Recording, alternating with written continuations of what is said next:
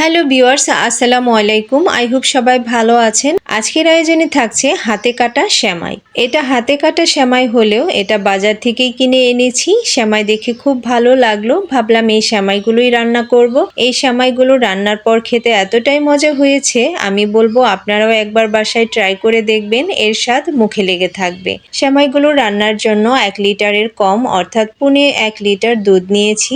যার যার প্রয়োজন অনুযায়ী কম বেশি করে নিতে পারবেন। তো দুধ বলক উঠে গেলে 3টা এলাচ, 2 টুকরা দারুচিনি দিয়ে দিলাম। এবার সেমাইগুলো দিয়ে দিব। সেমাইগুলো অল্প আঁচে সেদ্ধ করে নেব।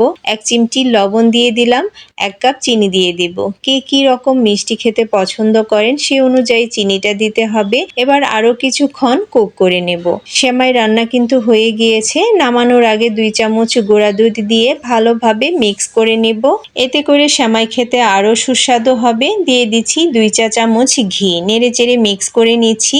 ঘিয়ের ফ্লেভারে সেমাইটা খেতে আরো বেশি টেস্টি হবে। তৈরি হয়ে গেল হাতে কাটা মজাদার সেমাই। দেখতেই পাচ্ছেন কতটা লোভনীয় লাগছে। ঠান্ডা ওয়েদারে গরম গরম সেমাইটা খেতে অসাধারণ লেগেছে। আল্লাহ হাফেজ।